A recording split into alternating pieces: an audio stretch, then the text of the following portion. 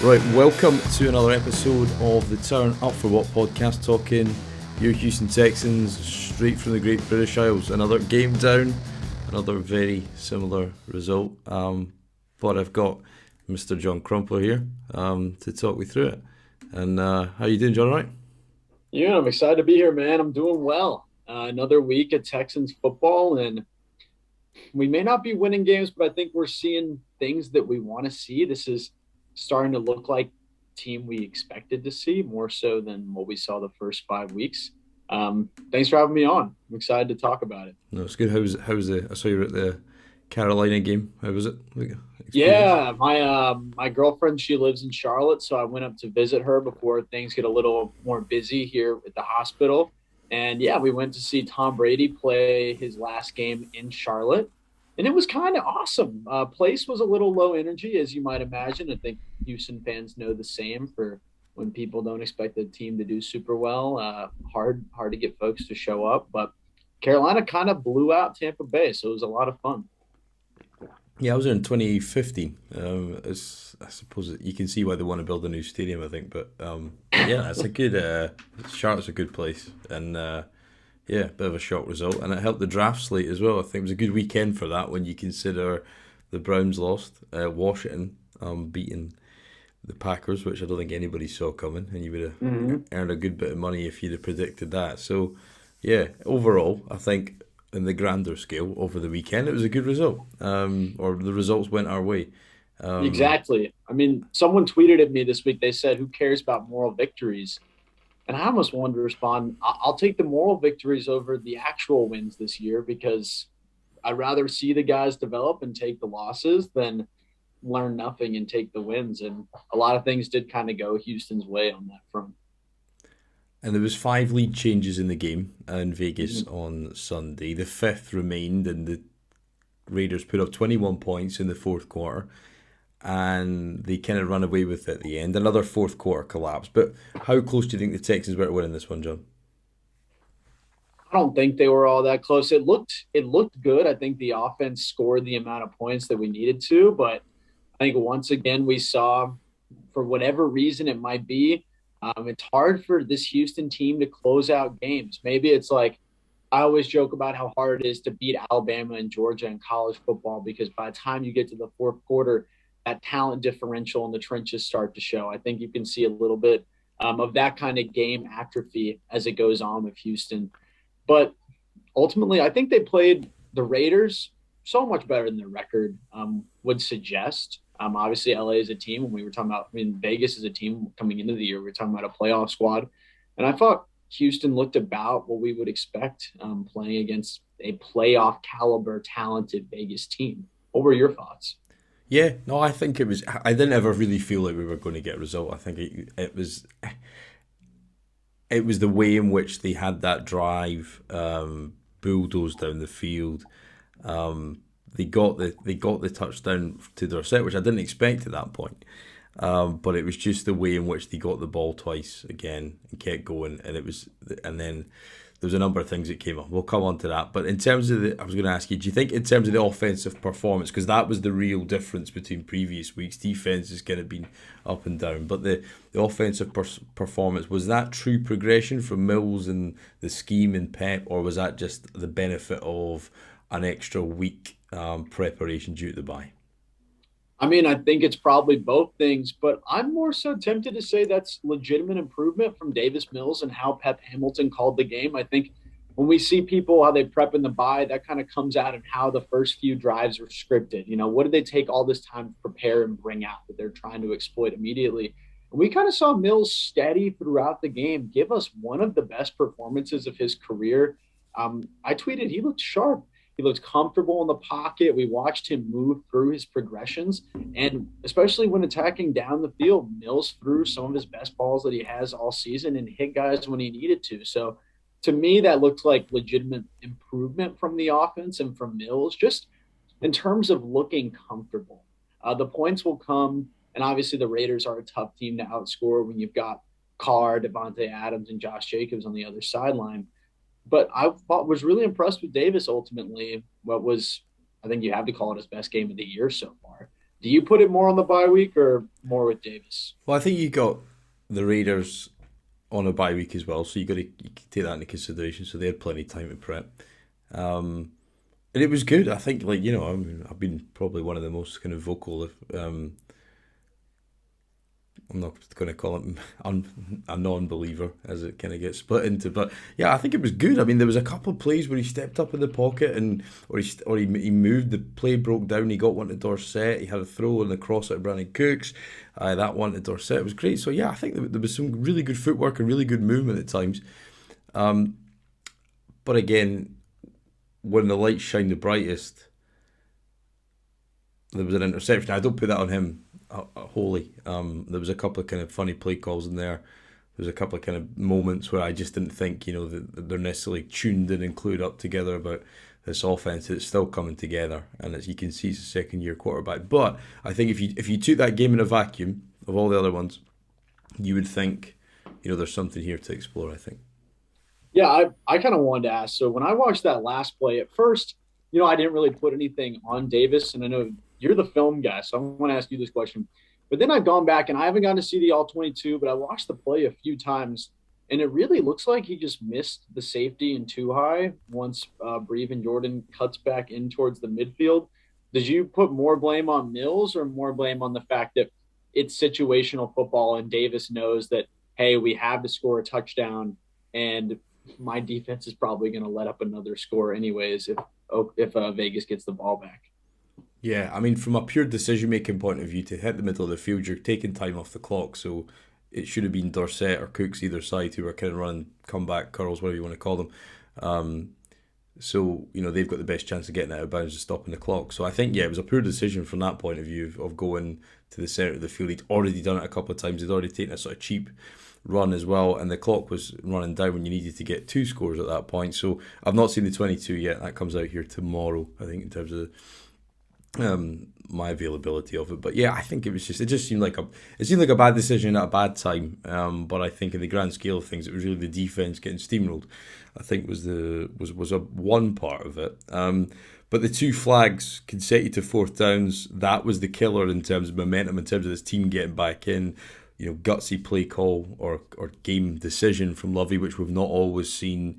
Kenyon steps offside and done so as well, to be fair. Or sorry, false started. And then 4th and 1, Raiders going the other way. Lopez steps offside. I mean, it feels like a recurring theme. Just whenever this offense is ready to play a great game, whenever there are great sequences, when it's not Mills, it's something else. And it is a frustrating season in that aspect that there's always something that prevents them from just stringing it all together.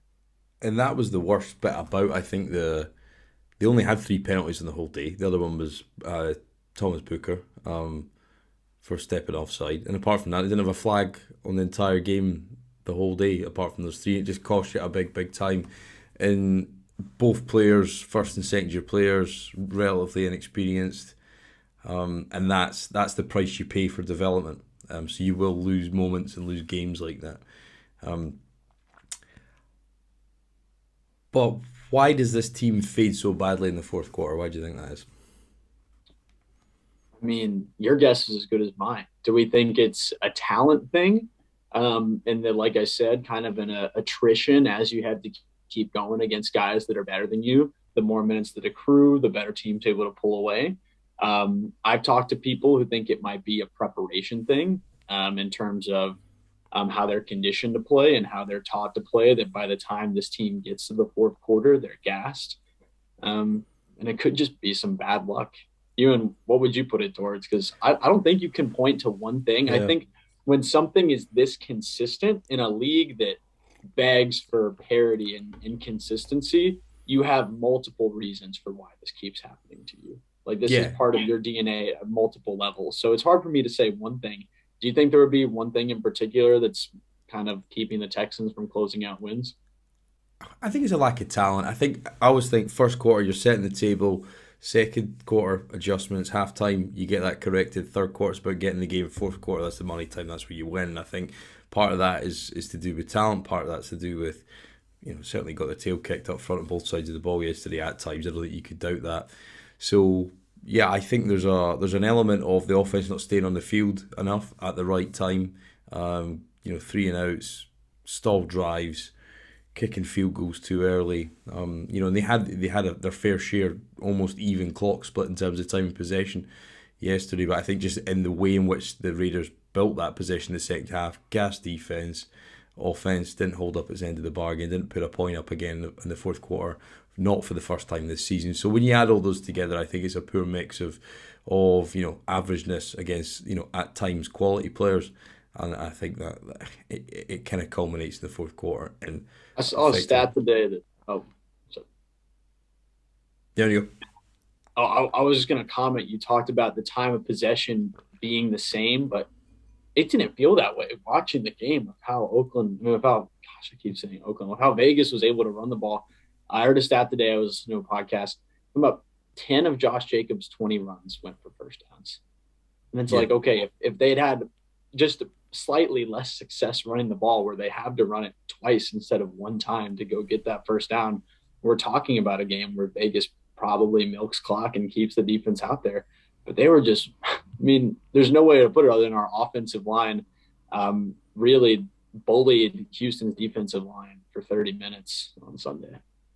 yeah, and I think there was injuries to that. Malik Collins went out. Kenyon Green went down towards the end. Nico Collins went out as well. Of those three injuries, what do you think the potential biggest concern is? I know we've not seen, I know Lovey kind of deferred to the Wednesday injury report and his media availability today, but in terms of though, obviously Malik Collins missed the most snaps, so he's probably going to have the biggest impact in the game. But what do you think is the biggest concern, or what are your general concerns about those three guys picking up knocks? I mean, this is already one of the league's worst offenses. So when you talk about moving a guy, taking a guy out like Kenyon Green, who we're not a very good run blocking offense right now. I think Damian Pierce is covering up for a multitude of sins. How much more can you ask Pierce to do? And then Nico Collins, one of the sneaky storylines of the season is his emergence as the wide receiver who looks to be open the most often for Houston. So in games coming up where you're going to have to score points, I mean, I don't think they're beating Philadelphia no matter what, but I just wonder, hey, this offense was already talent deficient. If you take away two more pieces, like how are they going to score points? And as we all saw with Malik Collins out, this team can't stop the run to begin with. And you remove him, and I wonder how bad is Philadelphia gonna hurt us on Thursday night?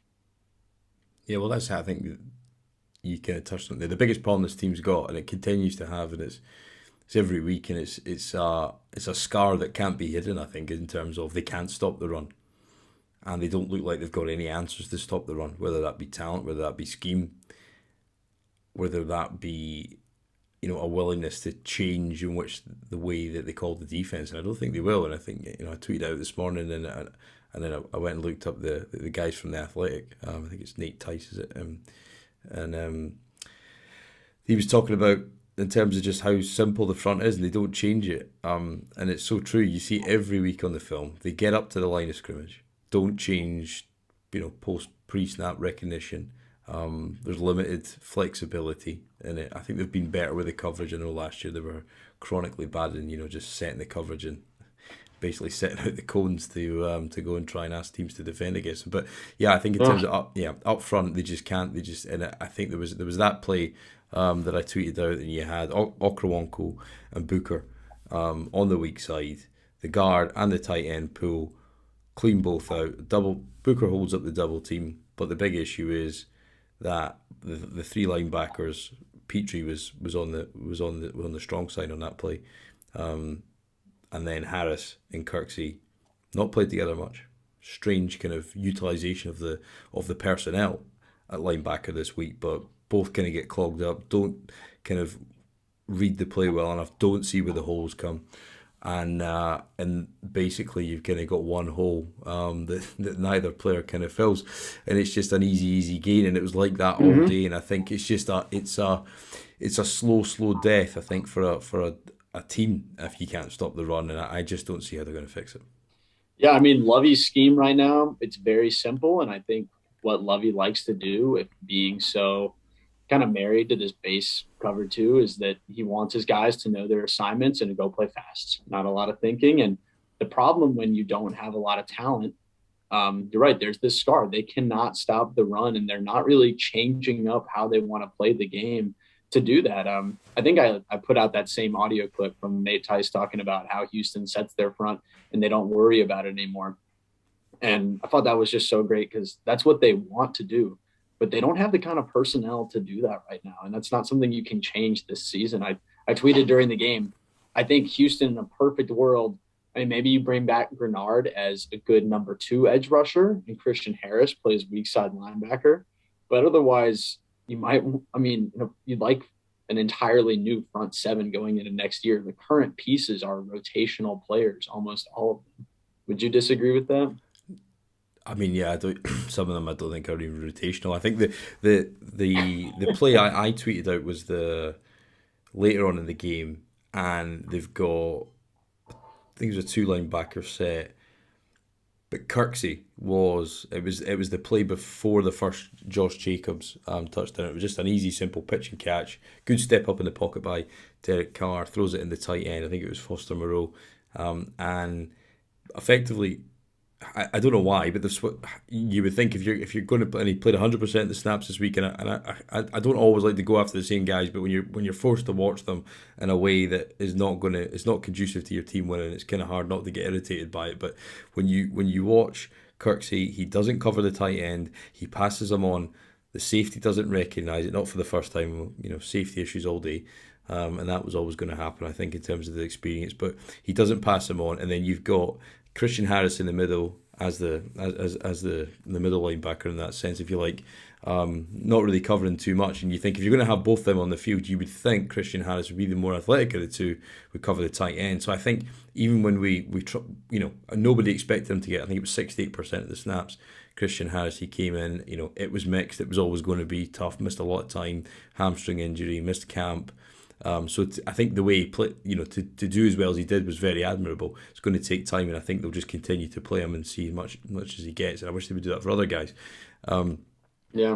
But they just can't. But you just can't hide a guy like Christian Kirksey in this modern, passing game era, who just hasn't got the lateral and agility to the movement skills to cover tight ends or wide receivers or whatever it might be. And they went with Devante Adams. They purposely put him in against their linebackers for easy pitch and catches, to get them involved and get the chains moving. You saw that a number of times.